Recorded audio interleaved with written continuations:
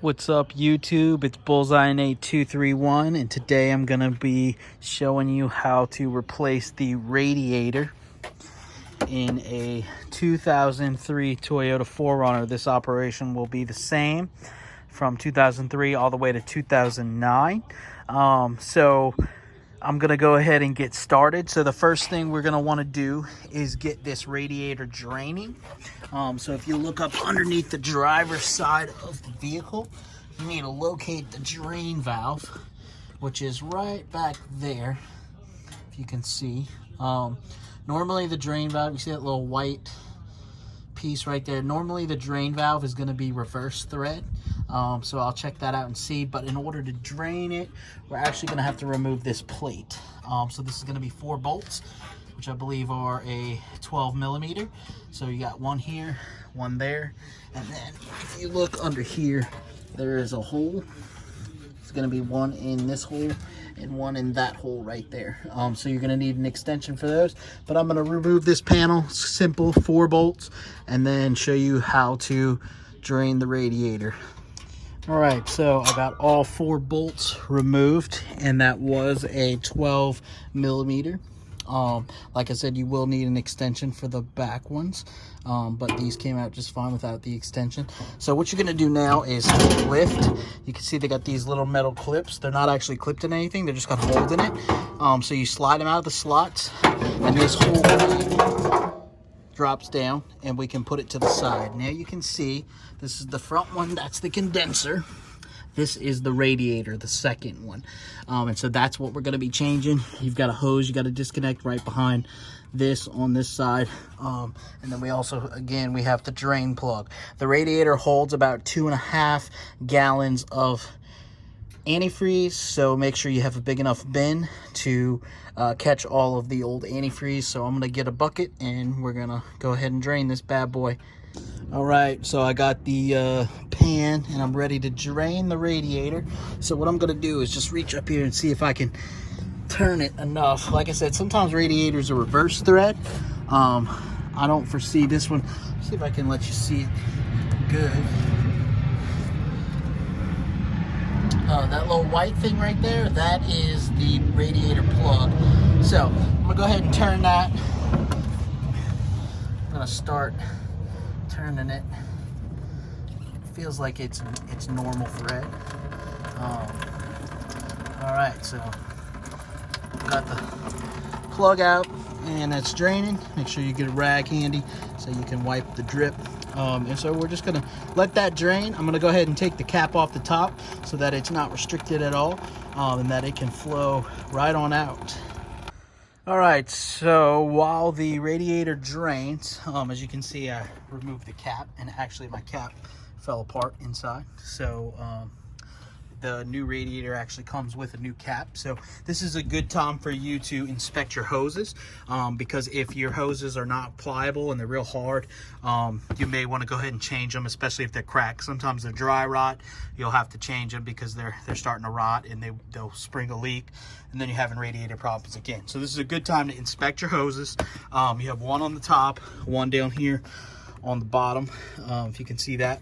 But now I'm just going to walk through some tools that you're going to need to perform this. The mounting bolts for the actual radiator are going to be 10 millimeter. There's going to be 4 of those. You need probably a pair of pliers just in case. On the bottom, you can use the pliers if you have an issue getting that nut loose. Give it a little crank with the pliers, and then use your hands. I got some WD-40 here. This is actually really nice. It's got a metal straw on it, and so it's bendable and pliable to wherever you need to get it into a tight place. And so that'll be good for when we're taking these hoses off. Sometimes they're really tough, so I can move this back. I've got one of these hose disconnectors. So basically you slide this in there and kind of go around the hose. I'll show you how to do that, so that the hose slides off easier, because after so many years, this is a 2003, that hose will seat, and it'll be really tough to get off. So we've got a smaller one, smaller scribe for the smaller hoses like this one, and so we'll be sure to get that done. And then of course I got a screwdriver, another pair of pliers there and all, just in case I need it. So right now what I'm going to do next is I'm going to remove this plastic cover. So mine actually has a few different clips. I guess somebody added some, but this one will just pull right out. So this is going to be just the pull right out kind. As you can see, sometimes these break, but what you can do is you can buy a pack of these online. And then also, missing one right there, but these ones here in the middle you raise up, so you use the flathead screwdriver for that, or this little pick. So what I'm going to do is raise up the middle,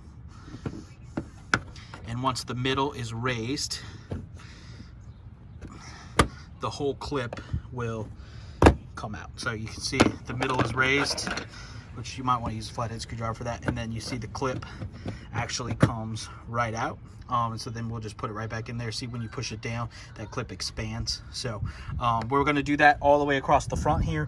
Remove this plastic piece. You got one down here, which that one's missing, and I got one here.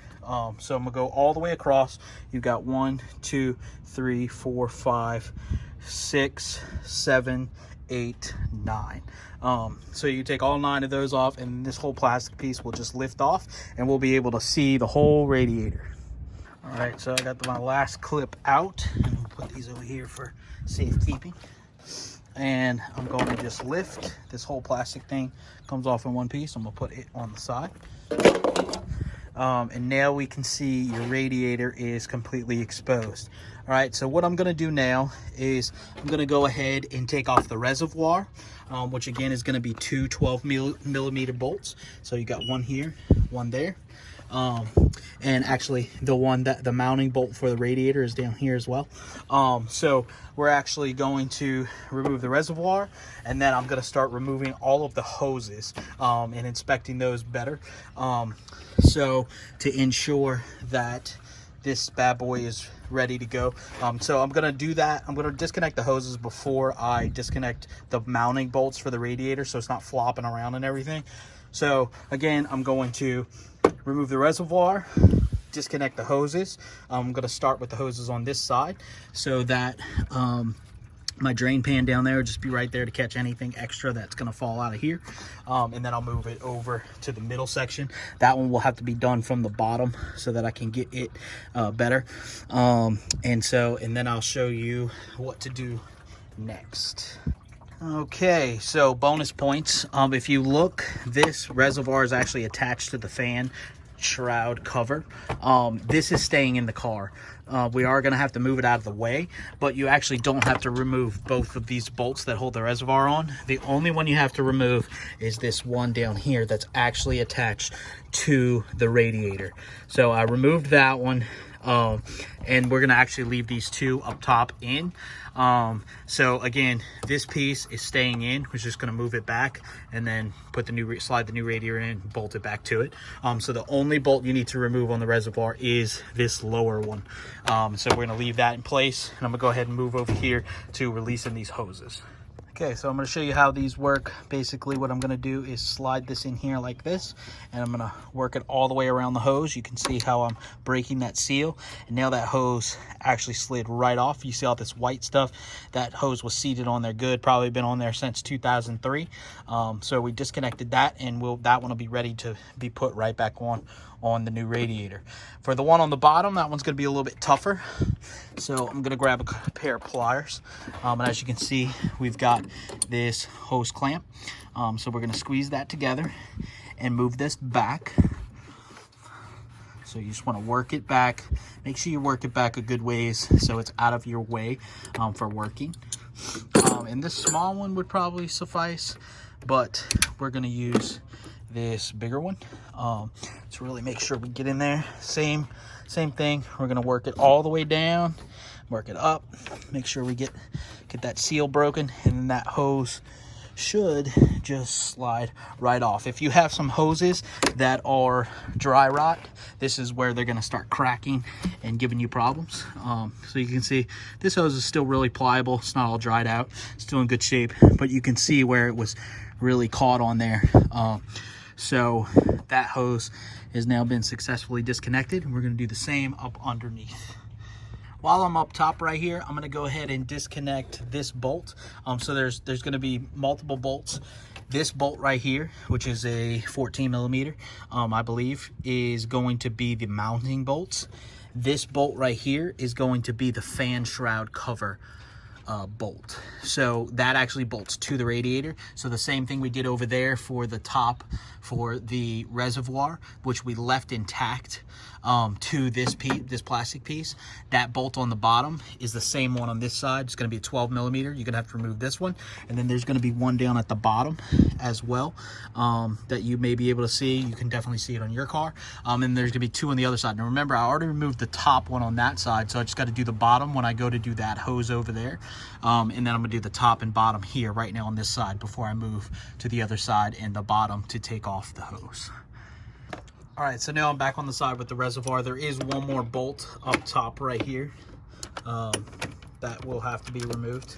So that is an added bolt to the shroud on top. And so as you can see, this whole thing is flopping now. So this bad boy is going to be ready to come off up top. You can see now it's moving. So we just got to get the bolts at the bottom on both sides and disconnect those hoses on the bottom. All right, so what I did was I went ahead and put the plug back in the radiator so that I wouldn't have to worry about it dripping on me. But if I can get this camera to focus here. All right, so bonus points again. There is no bolts on the bottom. It's a slide clip. So this whole piece will actually be able to be pushed up and slide out. All right, now so now that is out of the way. This whole fan shroud cover and the reservoir for the extra coolant has been successfully removed. So we'll make sure that it's off on the other side as well. It's going to be a clip just like this. And so you just lift it off, lay it to the back, and then we're ready to start dealing with actual mounting bolts for the radiator itself. I know it's hard to see underneath the vehicle. As you can see right here, these are the clips that shroud is going to slide into. And so it's just going to lift straight up and then be out of the way for the new radiator replacement. All right, so because of the positioning of the bottom radiator hose, it's in a really hard place to get. I'm actually going to take it off from up top right here. And what I'm going to do is I'm going to disconnect it there, take it off, and I'm going to pull it out when I take the whole radiator out of here. And then I will put it on the new radiator and then slide it back in there so that I don't have to deal with it on the bottom. Now the next thing I'm starting to work on is removing these transmission lines. This is going to be the same thing. You pull the clip back, and then you get them loose and the line slides off. Now the trick with these is you're going to have transmission fluid. So I actually purchased a bottle of transmission fluid to replace whatever may still be in the radiator or whatever spills out. So I'm going to go ahead and remove these lines. That bottom one might be a little bit tougher, but I'm going to get a long pair of needle nose or something to get in there, pull it back, put the scribe in there to run around there, and that hose should slide right off.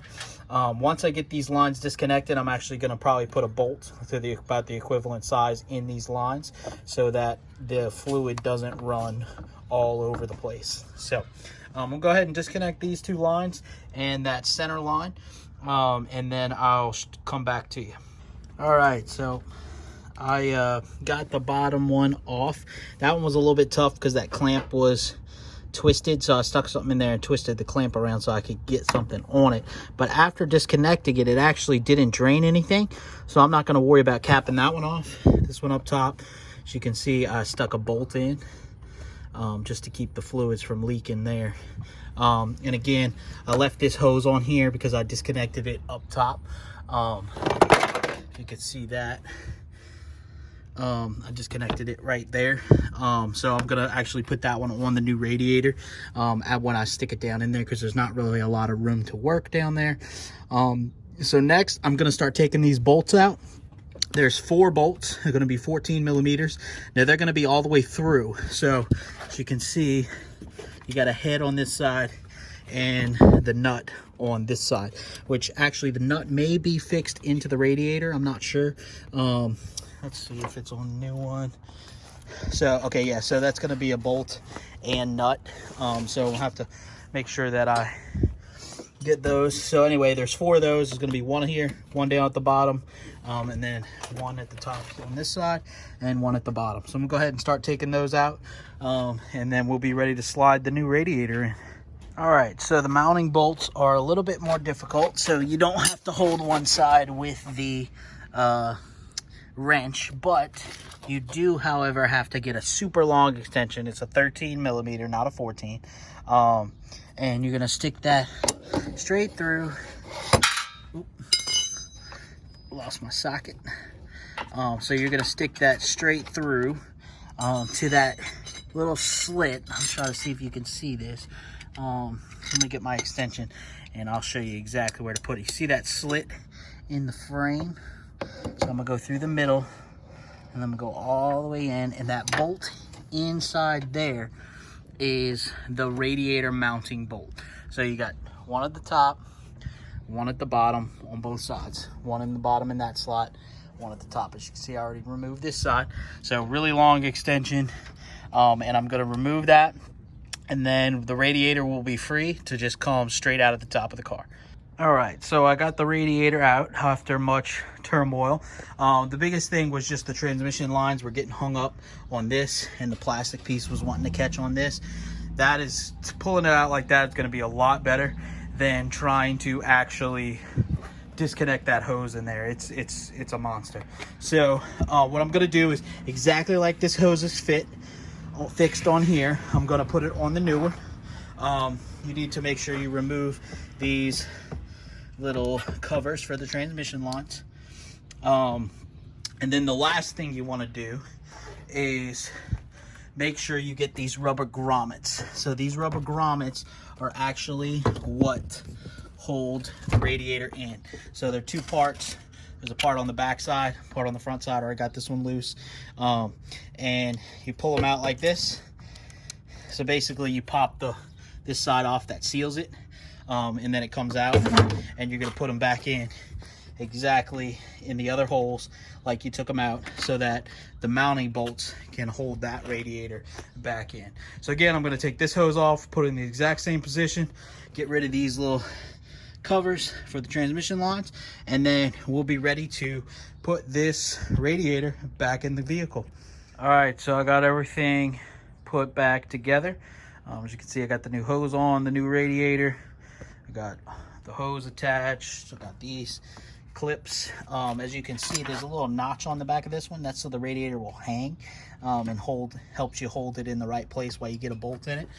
But anyway, I'm gonna drop it back down in the vehicle and we'll be ready to re-bolt it. All right, so I got the new radiator slid in. I slid this plastic piece into the slots at the bottom, just like we lifted them to get out of it. Started kind of putting some of these hoses back in place. So I've got the bolts now through the frame. So this is all nice and tight now. So the new radiator is installed.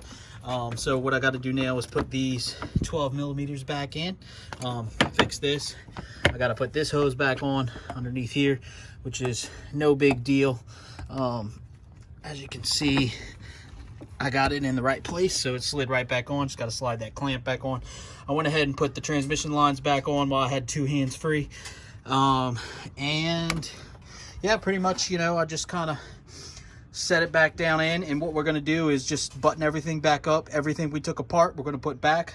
Like I said, you get the hoses, the mounting bolts through the frame, then the shroud mounting bolts, which is here, and there's one over here on this side underneath here, right there, and then we'll be pretty much set to refill it.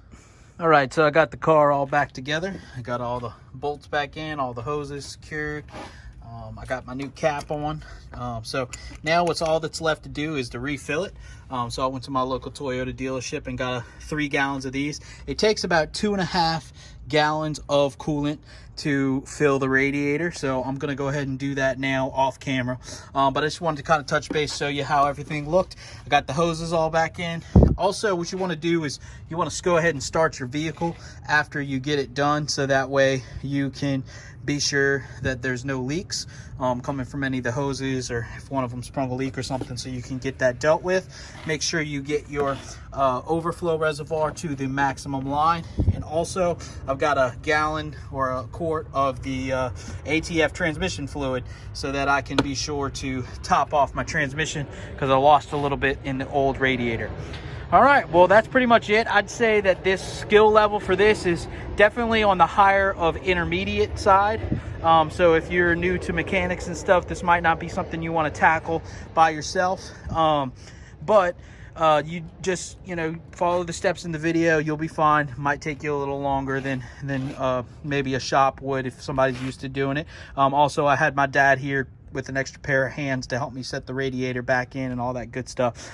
So an extra pair of hands is helpful. But I hope this video helps you. I hope you were able to successfully change your radiator in your 4Runner. And please don't forget to hit that subscribe button. See y'all next time.